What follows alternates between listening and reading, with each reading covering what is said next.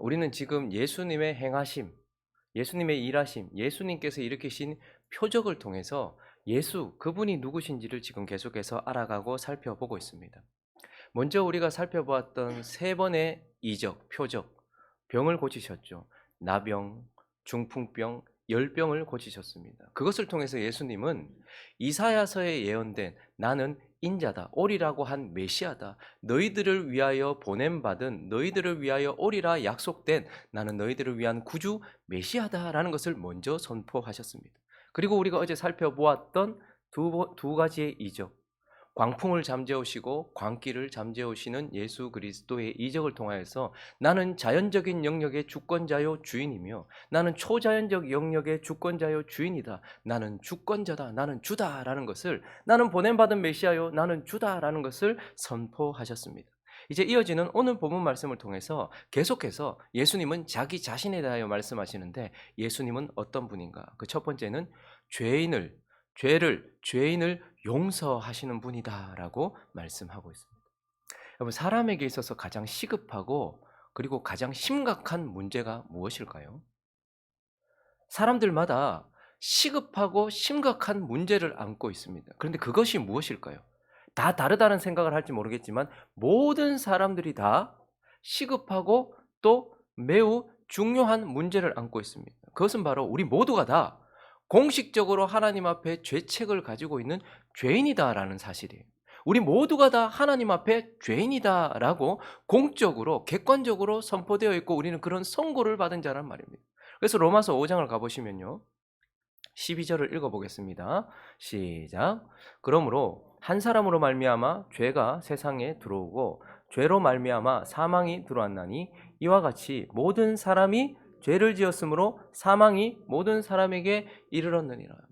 내가 죄인이라는 건 인정하지 않을 수 있어도 내 조상이 있다는 것, 우리 인류 첫 번째 인류, 우리의 모든 자들의 첫 번째 부모 아담이 죄를 지음으로 우리는 아담 안에 있다라는 것을 인정할 수밖에 없습니다.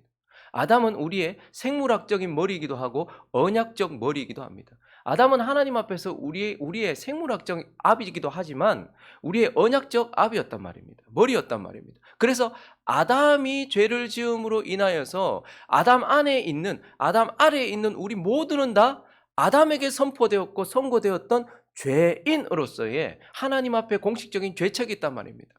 우리의 조상 누군가가 왕에게 칼을 들고 반역을 했다면 그의 구족을 멸하고 삼족을 멸하고 그 집안 전체는 다 죄인으로 낙인 찍히는 것처럼 첫사람 아담이 하나님 앞에 반역함으로 말미암아 아담 아래에 있고 아담 안에 있는 우리 모두는 다 그분을 반역한 죄인의 아들들이란 말입니다. 그래서 또 하나 심각한 문제는 에베소서 2장입니다. 읽어볼까요? 3절 시작. 전에는 우리도 다 그 가운데서 우리의 육체의 욕심을 따라 지내며 육체와 마음에 원하는 것을 하여 다른 이들과 같이 본질상 진노의 자녀입니다. 모든 사람들이 안고 있는 문제, 우리가 아담 안에 있다는 것이고 아담 아래에 있다는 것이에요. 그래서 우리는 죄인이고, 그러므로 인하여 우리가 느끼든 못 느끼든, 지구가 이렇게 굉음을 내면서 돌아가는데도 불구하고 우리가 듣지 못한다고, 소리가 나지 않는다라고 말할 수 없는 것처럼 우리가 느끼지 못한다 하여도 하나님은 우리를 향해, 죄인들을 향해 진노하고 계시고 그분이 생각하시는 대로 그분의 어느 날 완전히 죄를 심판하실 심판 앞에 우리가 서 있다라는 것은 우리 모든 인류가 가지고 있는 심각하고 시급한 문제다라는 것입니다. 그러면 이 문제를 해결할 수 있는 길은 무엇일까요? 단 하나밖에 없습니다. 우리가 공식적으로 하나님 앞에 죄인이요, 공적으로 하나님 앞에 죄책을 가진 진노 앞에 서 있는 죄인이기 때문에 이 문제를 해결하는 길은 공식적인 사면밖에 없습니다. 그 하나님이 공식적으로 용서를 선포하셔야지만 이 문제는 해결되는 것입니다. 그런데 오늘 본문은 놀랍게도 우리에게 보내진, 이 땅에 오신 예수 그리스도께서 우리를 죄인을 사면하시는 분, 죄인의 죄를 용서하시는 분이다라고 우리에게 말씀해 주고 있는 것입니다. 2절을 한번 읽어볼까요? 2절 읽어주십시오. 시작.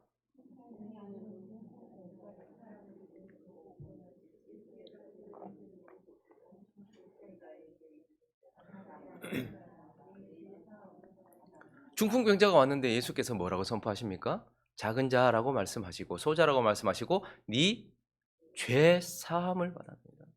우리에게 가장 시급하고 가장 중요하고 심각한 문제는 모두가 다 공식적인 죄책을 가지고 있는 공적으로 선고받은 죄인이란 말이에요. 진노 앞에 서 있는 자란 말입니다. 그런데 이것을 주님께서는 공식적으로 사면하시는 분이다라고 말해요. 오늘 본문의 이 사건은요. 마가복음에도 있고 누가복음에도 있어요. 근데 마가복음과 누가복음에는요. 비교적 이 상황을 자세하게 이 일이 있었던 배경을 자세하게 설명해 줘요. 예수님께서 집에서 무리들을 가르치고 계셨어요. 그런데 어떤 사람들이 중풍병 걸린 사람을 침상째 들고 왔는데 사람들이 너무 많으니까 못 들어가는 거예요. 예수님 못 만나는 거예요. 그러니까 어떻게 합니까? 지붕으로 올라가고 심지어는 지붕을 뜯고 침상째 중풍병자를 내렸어요. 그때 예수님께서 그것을 보고 불편해하신 것이 아니고 믿음을 보시고 믿음을 통하여서 치유해 주신 사건. 그래서 마가와 누가는 이 사건을 치유에 초점을 맞췄어요. 믿음을 통한 치유에 초점을 맞췄어요. 그런데 마태는 오늘 다릅니다. 같은 사건을 가지고서 이 사건을 죄 사함에 초점을 맞추어서 우리에게 말해주고 있는 것입니다. 그래서 2절을 먼저 다시 보시면요. 한번 2절을 보시면 침상에 누운 중풍병자를 사람이 데리고 정말 놀라웠겠죠. 예수님이 지금 말씀하시는데 지붕을 뜯고서 거기에서 중풍병 걸린 사람이 뚝 내려오는 거예요. 서서히 내려오는 사람들이 다 주목했을 거예요. 어떤 생각이 들었을까? 일단 처음에 불편했을 것이고 그런데 내려올 때에 아이고 참 심각하다. 저 친구 4명이 아니면 움직이지도 못한. 그래서 사람들은 시급하고 중요한 문제가 중풍병 마비라고 생각했을 거예요. 그러나 주님은 그 사람을 향하여서 가장 심각한 문제고 가장 시급한 문제는 바로 죄라고 선포하시는 거예요. 그래서 죄 사함을 받았다고 죄를 먼저 언급하시는 거예요. 우리는 우리의 가장 중요한 문제들이 무엇인지를 잘 모를 때가 많이 있습니다. 그러나 주님은 이 중풍병자를 향해서 우리의 생각과는 전혀 달라요. 중풍병, 지금 마비가 온 것은 원인에 따른 다양한 결과일 뿐이다. 어떤 사람은 중풍병으로 나타나고 어떤 사람은 나병으로 나타나고 어떤 사람은 중독으로 나타나고 어떤 사람은 살인으로 나타나고 어떤 사람은 열병으로 나타나고 다양한 문제를 가지고 있는 그저 증상일 뿐이다. 이 증상을 일으키는 원인은 다 같은데 그게 뭐라는 거예요, 주님은? 죄다라는 거예요. 하나님의 진노의 자녀다라고 말하는 거예요. 그러면서 이제 그분이 가장 시급한 문제가 죄라고 말씀하시고 나서 그리고 죄 사함을 선포하시는 것입니다. 자, 그런데 오늘 본문을 보시면 5절부터 7절까지 한번 읽어 볼까요? 5절부터 7절 시작.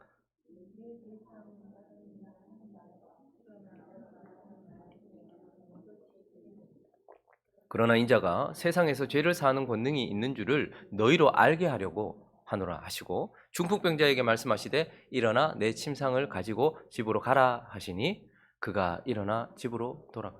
예수님께서 그냥 심각하게 사람들이 봤을 때 심각한 마비 증상이 온 중풍병자 문제는 마비다 중풍병이다 생각했는데 죄다라고 선포하셨을 때 사람들이 좀 생각을 했을 거예요. 그럼 어쩌란 말이냐. 근데 주님께서 죄 사함을 받아노라라고 먼저 선포를 하세요. 그러면서 물으세요. 네 죄 사함을 받았다 하는 말과 일어나 걸어가라 하는 말 중에 뭐가 더 쉽냐라고 물으셨어요. 뭐가 더 쉽습니까? 실제적으로는 죄 사함은 인간의 영역이 아니기 때문에 죄 사함이 어렵지만 그러나 현상적으로 봤을 때는 죄 사함을 받았다라고 말하는 건 표시가 잘 안 나기 때문에 그냥 말만 하면 되는 것이기 때문에 쉬워요. 그런데 지금 누워 있는 사람에게 침상째 걸어가라라고 하는 건 실제로 지금 보여줘야 되기 때문에 어려운 거죠. 제가 여기 권사님한테 권사님 제 사함을 받았노라 편안하게 사십시오 이렇게 말하는 거랑 지금 막 아파가지고 막 열이 펄펄 나는데 그 열이 떨어졌노라 이거 당장 떨어져야 되는 거잖아요. 어려운 거예요. 그런데 주님께서 왜 굳이 죄 사함을 먼저 선포하셨을까요? 만약에 예수님께서 침상째 먼저 걸어가게 하셨다면 사람들은 예수님을 치유자로 기억했을 것입니다. 그리고 위대한 치료자 정도로 기억했을 거예요. 근데 주님은 먼저 사람들이 느낄 수 없는 죄에 관련된 것을 사면하셨다는 걸 선포하셨어요. 그리고 난 이후에 침상째 그가 걸어가도록 하셨던 것은 죄 사함의 증거로 예수님께서 보여주신 것입니다. 그래서 그는 치유받아서 걸어갔다라기보다는 죄 사함을 받아서 일어났다라고 지금 주님께서 말씀하시면서 나는 메시아요. 나는 주권자요. 나는 죄인을 용서하는 죄를 사면하는 나는 죄인을 사면하고 용서하는 자다라고 주님께서 이 사건을 통하여 선포하시는 것입니다.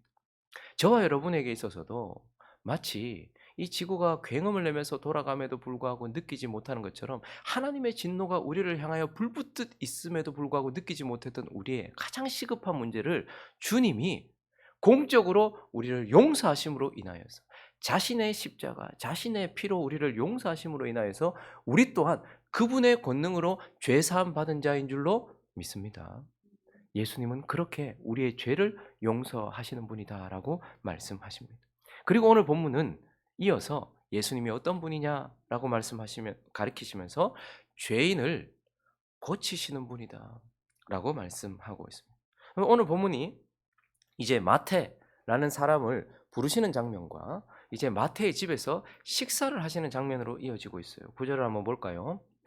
예수께서 그곳을 떠나 지나가시다가 마테라 하는 사람이 세관에 앉아 있는 것을 보시고 이르시되 나를 따르라 하신.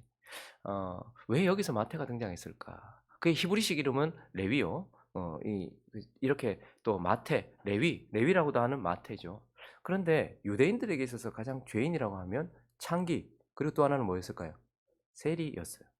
그러니 지금 죄를 사면하신 이야기와 함께 마태를 부르세요. 그리고 10절은 보면요, 아예 대놓고 예수께서 마태의 집에 앉아 음식을 잡수실 때에 많은 세리와 죄인들, 특별히 다른 복음서에는 창기, 이렇게 세리와 창기가 함께 갑니다. 예수와 함께 그의 제자와 함께 앉아서 식탁 교제를 하고 있다라고 말해요. 여러분, 식사는 우리 밥 한 끼 하자 이게 쉽게 말하지만 유대인들에게 있어서 식사라는 것, 식구라는 것은 정말 그 중요한 의미를 담고 있습니다. 단순히 식탁 교제 밥 한 끼 하는 것이 아니라 우리가 성도에게 식탁 교제로 섬기는 건 엄청난 의미가 있어요. 왜냐하면 이것은 화해의 의미이기도 하고 용서의 의미이기도 하고 연합의 의미이기도 하고 깊은 교제의 의미이기도 하기 때문에 그렇습니다. 우리는 단순히 음식을 나누는 것이 아니라 이때 모든 것을 다 나누는 거예요. 그래서 예수님께서 누군가와 식사를 하신다는 것은 예수님께서 그를 용서하셨다. 하나님이 그를 용서하셨다. 그와 화해되었다. 지금 그를 깊이 사랑하신다. 그와 하나 되었다. 그래서 다윗이 무비보셋, 그 사울의 아들, 그 절름발이와 자기 식탁에 불러서 식탁 교제를 한다는 것은 완전한 연합을 의미하는 영광스러운 것이었단 말입니다. 그런데 예수님이 지금 이 식탁 교제를 하시는데 그 자리에 누가 있어요? 많은 세리는 어떤 자예요?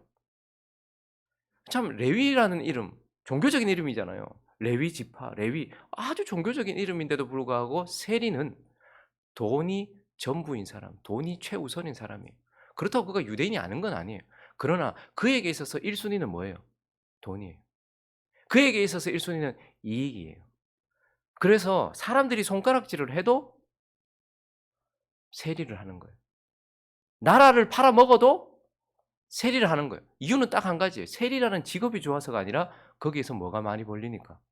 돈이. 그러니까 돈에 우선순위를 둔 자, 돈이 가장 중요하다고 생각하는 자, 그거 바로 세리예요. 창기는요, 자기의 배우자 이외에 다른 자들과 연합하는 자, 그러니까 부정한 자를 의미하는 것이죠. 그런데 예수님께서는 세리와 창기와 이렇게 세리와 창기들과 함께 식탁 교제를 하셨다라는 장면을 오늘 우리에게 보여주고, 이것을 통해서 예수님 무엇을 말씀하시는 것일까요? 예수님이 세리와 창기와 같은 우리와 함께 교제를 하시면서, 그래서 우리를 뭐 하시는 분이다? 고치시고 바꾸시고 변화시키시는 분이다라는 거예요. 그래서 12절과 13절은 이렇게 말씀하고 있습니다. 읽어보겠습니다. 시작. 예수께서 들으시고 이르시되 건강한 자에게는 의사가 쓸데없고 병든 자에게라야 쓸데있느니라. 너희는 가서 내가 긍휼을 원하고 제사를 원하지 아니하노라 하신 뜻이 무엇인지를 배우라. 나는 의인을 부르러 온 것이 아니요 죄인을 부르러 왔노라 하시니라. 공식적인 사면은 한순간 이루어집니다. 그러나 그는 여전히 마치 환자에게 수술을 했어요. 그러니까 의사가 뭐라고 말하죠? 나는 아직까지 아파 죽겠는데 이제 다 나았습니다. 이제 조금씩 회복하시면 됩니다.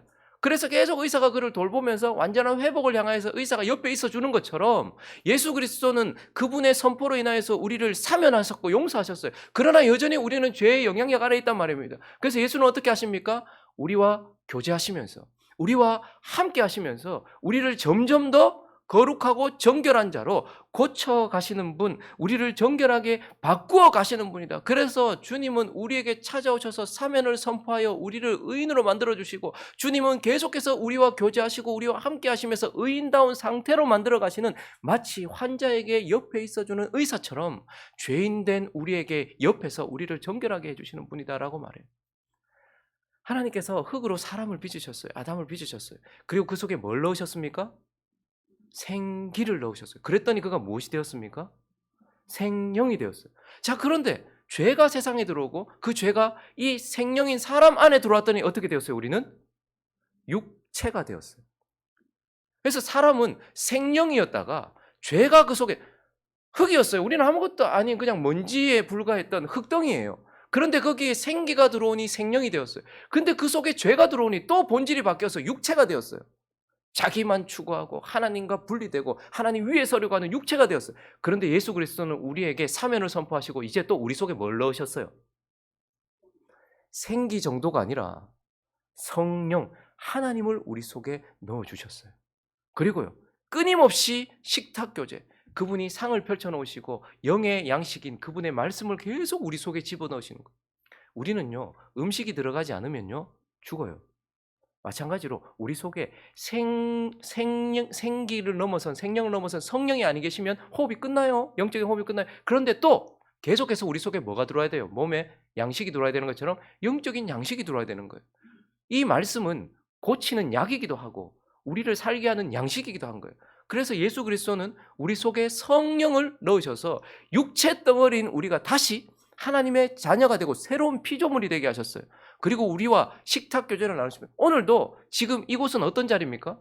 다윗이 무비보셋 앞에서 식탁을 펼쳐 놓았던 것처럼 원수들 앞에서 우리에게 상을 펼쳐 놓으시고 지금 뭘 주시는 거예요? 우리에게 말씀을 주시는 거예요. 어떨 때는 반찬이 창세기예요. 어떨 때는 레위기예요. 이 음식은 좀 쓰다. 그런데 다 골고루 먹도록 아침마다 우리에게 상을 베풀어 주시면서 우리를 계속해서 고쳐가시는, 그분은 죄인을 용서하시고 오늘도 그 우리를 계속해서 고쳐가시는 분이다라고 말씀하고 있는 것입니다. 참 은혜로운 분이시죠. 말씀을 정리하겠습니다. 그런데 우리가 예수는 우리를 용서하시는 분이요, 우리를 고치시는 분이다, 이렇게 은혜만 받고 끝날 것이 아니라 한 가지 놓치지 말아야 될 것이 있습니다. 자, 그러면 예수는 우리를 용서하세요. 근데 모든 사람을 용서하시는가? 그건 아니더라는 거예요. 주님은 죄인을 용서하시는 분이지만 어떤 자를 용서하십니까? 죄가 얕은 사람? 그래도 좀 용서할 만한 죄를 지은 사람? 그게 아니고 어떤 죄를 지었든지 자기가 죄인이라는 것을 인정하는 사람들을 용서하시더라는 거예요.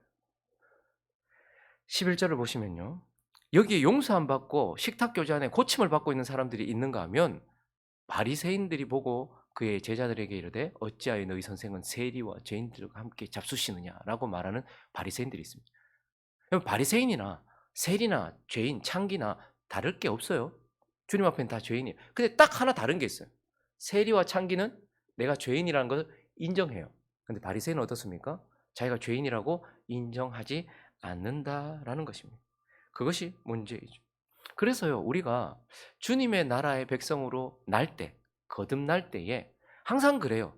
처음에 우리가 태어날 때 우리 어떻게 태어납니까? 하하하하 웃으면서 태어납니까? 응애 응애 울면서 태어납니까? 울면서 이 땅에 와요. 하나님 나라의 백성으로 거듭날 때도 마찬가지입니다. 내가 죄인이라는 것을 인정하고 깨달아서 그 죄가 아파서 눈물을 흘리는 회개와 함께 거듭나는 거예요. 그래서 누가 죄 사함을 받는가 보니까 눈물을 흘렸던 자, 자기가 내가 죄인이다라는 것을 인정한 자가 용서함을 받더라라는 거예요. 자, 그리고 누가 고침을 받아요? 많은 사람들이 죄 사함을 받았다라는 건 믿는데 고침을 받지 못해서 여전히 예수 믿기 전이나 예수 믿은 후나 같고 신앙생활을 10년을 하나 20년이나 하나 같고 전혀 변화가 없는 이유는, 그들이 10절을 보시면요, 예수께서 마태의 집에 앉아 음식을 잡수실 때에 많은 세리와 죄인들이 와서 예수와 그의 제자들과 함께 앉아 있어요. 그러니까 누가 고침을 받는가? 실제로 계속해서 주님과 교제하고 있는 자가 고침을 받더라라는 거예요. 변화되더라는 거예요. 바뀌더라는 거예요. 사람이 안 바뀌는 이유는 사람의 이 정체성 중에 하나는 그가 무슨 음식을 먹느냐예요. 김치 먹고 된장 먹으면 한국 사람이에요?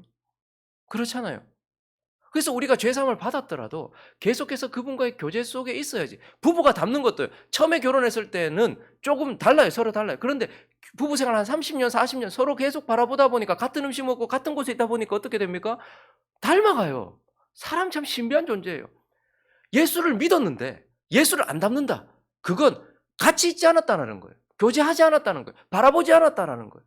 그러니까 누가 고침을 받는가, 누가 거룩해지던가, 그건 예수와 계속해서 함께 교제하는 그 자리에 있는 자, 그가 바로 고침을 받더라는 거예요. 그러므로 예수는 우리를 용서하시는 분이요, 예수는 우리를 변화시키시는 분이다. 그런데 예수는 자신이 죄인이라는 것을 인정하는 자에게 사면의 실제적인 효력을 주시고 자기와 함께 교제하는 자에게 변화를 일으키시는 분이다 라고 말씀하시는 오늘의 말씀을 생각하면서 우리를 향해 보내신 인자 메시아이시며 주권자이신 그분은 우리의 죄를 용서하시고 죄로부터 우리를 건져내셔서 변화시키시는 구원자다라는 것을 기억하시는 저와 여러분 되시기를 예수 그리스도의 이름으로 축원합니다.